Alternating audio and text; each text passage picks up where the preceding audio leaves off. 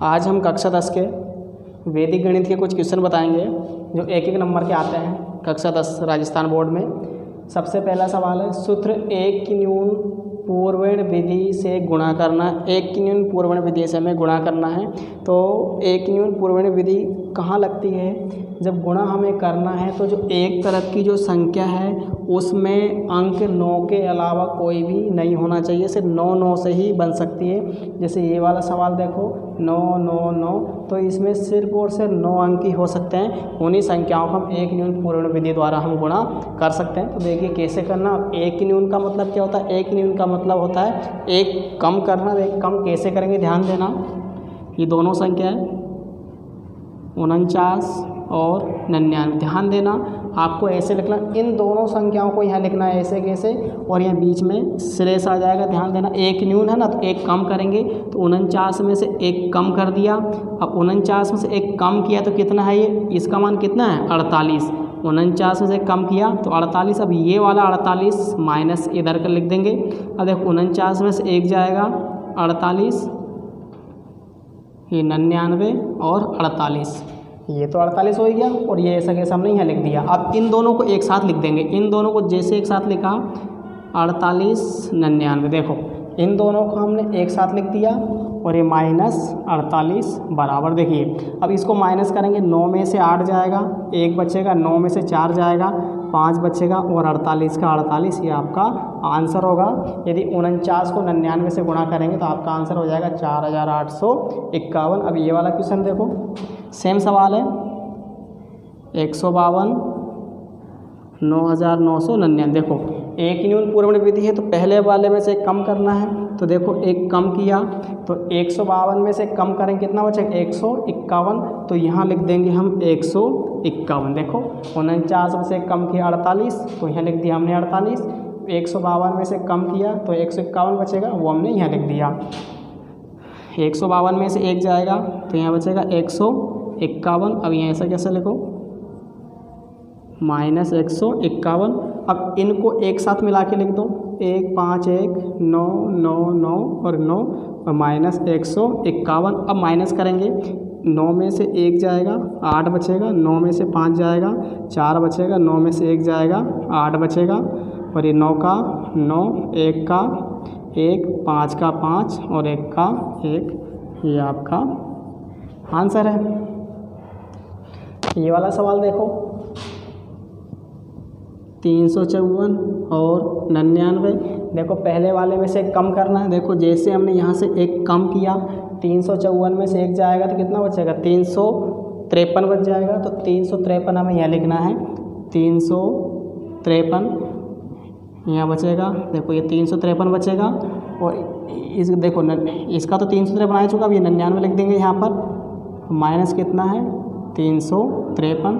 हम माइनस करेंगे, 9 में से 3 जाएगा 6 बचेगा, 9 में से 5 जाएगा 4 बचेगा, 3 में से 3 जाएगा 0 बचेगा, 5 का 5 और 3 का 3, ये आपका आंसर है। ये सवाल देखो 562 और 99। देखिए एक कम किया, 562 में से कम करेंगे कितना बचेगा? 561। तो ये 561 हमें यहाँ लिखना होता है, ये हो जाएगा 561। ये तो 561 हो चुका। अब ये 99 इसके साथ में लिखो, -561। माइनस करिए, 9 में से 1 जाएगा 8 बचेगा, 9 में से 6 जाएगा 3 बचेगा। अब 1 में से तो 5 जाएगा नहीं, तो क्या करें? एक हाथ से यहाँ से 11 में से 5 जाएगा तो 6 बचेगा, यहाँ बचेगा 5 ये वाला, और ये 5 का 5। सिंपल घटाया तो ये आपका आंसर है। अगर 562 को 99 से गुणा करेंगे तो आंसर आपका ये आएगा। द्वंद्व योग विधि से वर्ग। अब हम देखेंगे कि द्वंद्व योग विधि से वर्ग कैसे किया जाता है। तो उसके पहले आप समझ लीजिए कि द्वंद्व क्या होता है, वो हम समझेंगे। जैसे आप मान लीजिए अगर यहाँ पर ए है, ए देखो अकेला है। अगर अकेला है तो उसको उसी से गुणा करेंगे। तो ए का द्वंद्व कितना होगा? ए का द्वंद्व ए स्क्वायर। अगर ए है तो ए का द्वंद्व ए स्क्वायर। और यदि उसने बोला है ए बी का द्वंद्व। तो ए बी का द्वंद्व कैसे होगा, देखो अगर ए है तो ए का द्वंद्व तो ए स्क्वायर उसी का स्क्वायर कर देंगे। और यदि ए बी है, देखो ए है तो ए का किया मतलब ए को ए से गुणा करना, सीधी सी बात है। अगर अकेला है तो ए को ए से गुणा करना। अब यह कितना ए बी है या 2 है तो करना क्या, इन दोनों को गुणा करेंगे और दोनों को 2 से गुणा कर देंगे। ए है तो ए को ए से गुणा किया तो ए स्क्वायर हो जाएगा।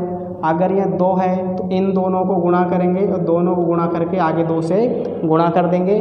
और यदि ऐसा हो जाए ए बी सी का द्वंद्व, तो देखिए कितनी संख्या, 3 संख्या है ना, तो हम क्या करेंगे, इन दोनों को 2 से गुणा, इन दोनों को गुणा करेंगे। देखो इन दोनों का गुणा किया, इन दोनों का गुणा करके 2 से गुणा करेंगे और बीच में लगाएंगे प्लस। अब देखो ये अकेला बचा है, तो अगर अकेला है तो ए का द्वंद्व कितना, ए स्क्वायर होता है, अकेला है तो स्क्वायर करना है। और ये भी तो अकेला ही बचा है तो बी का कितना हो जाएगा, बी स्क्वायर। इस तरीके से आपको लिखना है और संख्याओं के माध्यम से आप समझिए। जैसे 5 का द्वंद्व, तो 5 का द्वंद्व देखो, 5 का द्वंद्व 5 अकेला है तो कितना हो जाएगा, स्क्वायर हो जाएगा। 5 का स्क्वायर, 5 को 5 से गुणा करेंगे तो 5 स्क्वायर। अगर आप मान लीजिए यहाँ उसने बोल दिया कि 57 का द्वंद्व लिखिए। अब 57 को द्वंद्व कैसे लिखेंगे, देखो 2 संख्या है, 2 संख्या है तो दोनों को गुणा करेंगे और 2 से गुणा कर देंगे। अगर अकेला है तो स्क्वायर करना है और 2 संख्या तो इन दोनों को गुणा करके 2 से गुणा करना है। और यदि कोई और इस तरह की संख्या आ जाए 237 का द्वंद्व, तो करना क्या, देखो इन दोनों को गुणा करेंगे, इन दोनों को गुणा किया, इन दोनों को गुणा करके 2 से गुणा करेंगे। और ये अकेला बचा है तो क्या लगाना, प्लस, और अकेला है तो क्या करेंगे, 3 का स्क्वायर। देखो अगर अकेला है तो स्क्वायर करेंगे, ये भी अकेला है तो हमने इसका स्क्वायर कर दिया। इस तरीके से हम सवाल करेंगे। आप देखते हैं,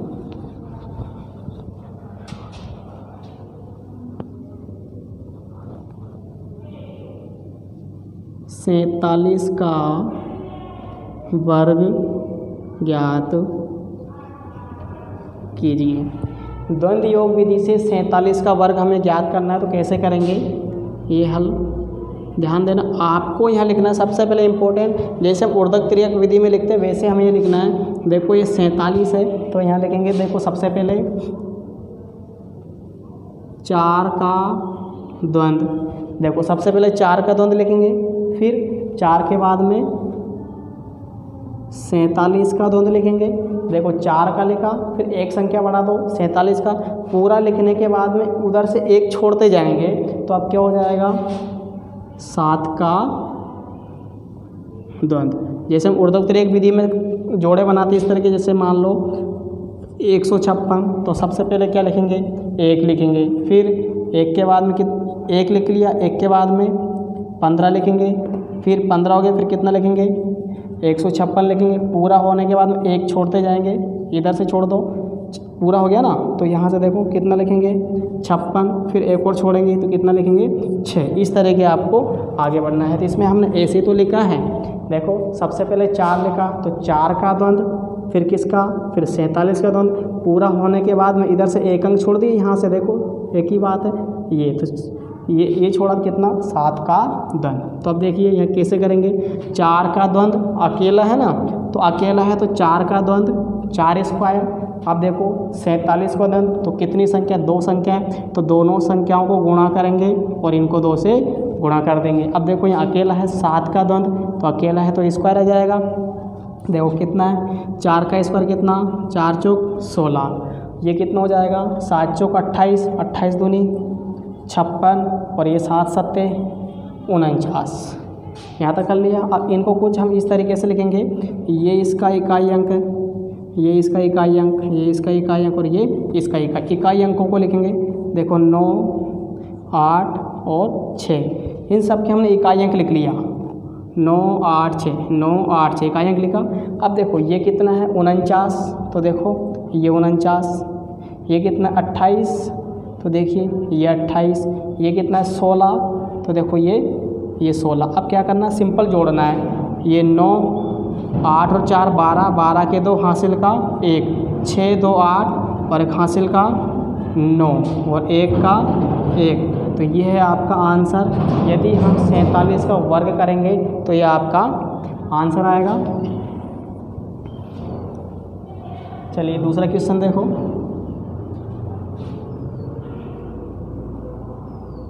एक 156 का वर्ग, हमें 156 का वर्ग ज्ञात करना है तो कैसे करेंगे, ये आपको लिखना है।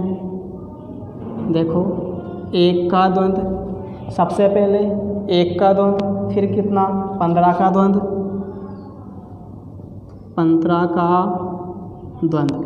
देखो 1 का लिखा, फिर 15 का लिखेंगे, फिर 156 का लिखेंगे, 156 का द्वंद्व। अब देखिए 156 संख्या पूरी हो गई ना, तो अब एक संख्या कम करके लिखो, तो किसका लिखेंगे फिर 56 का द्वंद्व, 56 का द्वंद्व, 56 का लिख दिया। फिर एक संख्या और कम कर दो तो किसका लिखेंगे 6 का द्वंद्व लिखेंगे। हम यहाँ से भी कम कर सकते हैं, आपको करना है एक एक संख्या बढ़ाना है और फिर पूरी की पूरी संख्याएं लिखने के बाद में एक एक संख्या आपको कम करना है। तो देखो हमने क्या किया, 1 का लिखा, 1 का द्वंद्व, फिर 15 का लिखा, फिर 156 का लिखा। देखो एक एक संख्या हम बढ़ाते गए, पूरी संख्या लिखने के बाद में आपको एक एक संख्या इधर से कम करते हुए जाना है। तो देखो 156 है तो इधर से एक कम किया तो यहाँ 56 बचा है, फिर 56 से फिर देखो एक और कम किया तो 6 बचा है। इस तरह आपको जोड़े बनाना। अब देखो 1 का द्वंद्व, 1 अकेला है तो उसका स्क्वायर आ जाएगा। देखो 15 का द्वंद्व 2 संख्या है, तो इन दोनों को गुणा करेंगे और 2 से गुणा कर देंगे। अब यहाँ देखो 156 3 है, तो करना क्या है, इन दोनों का गुणा करेंगे और 2 से गुणा करेंगे। अब ये देखो 5 अकेला है तो देखो स्क्वायर करेंगे, 56 2 संख्या तो दोनों को गुणा करके 2 से गुणा करेंगे। 6 अकेला है तो 6 का 6 स्क्वायर हो जाएगा। देखो 1 का स्क्वायर 1, देखो 5 एकम 5 और 5 दूनी 10, 6 एकम 6, 6 दूनी 12, ये प्लस 5 25, 6 पंजा 30, 30 दूनी 60 और 6 36। तो यहाँ लिखेंगे देखो 1 ये 10, इनको जोड़ेंगे 5 और 2 7, 2 और 1 3, 37 हो जाएगा 60 और ये 36। देखिए इकाई अंक इकाई अंक इकाई अंक इकाई अंक और इकाई अंक, इन इकाई अंकों को लिखेंगे 6 0 7 0 1, इकाई अंक लिख लिया। अब देखो ये कितना था 36, तो देखिए ये 36, ये कितना है 60, तो देखिए ये 60, ये 37 है तो देखो ये 37, ये 10 तो देखो ये 10 है और ये 1, अब 1 के आगे तो कोई था ही नहीं तो ऐसा कैसा आ जाएगा। अब जोड़ो 6 3 7 और 6 13 के 3 हासिल का 1, 0 और 3 3 और 1 हासिल का 4, 1 और 1 2, ये आपका आंसर है।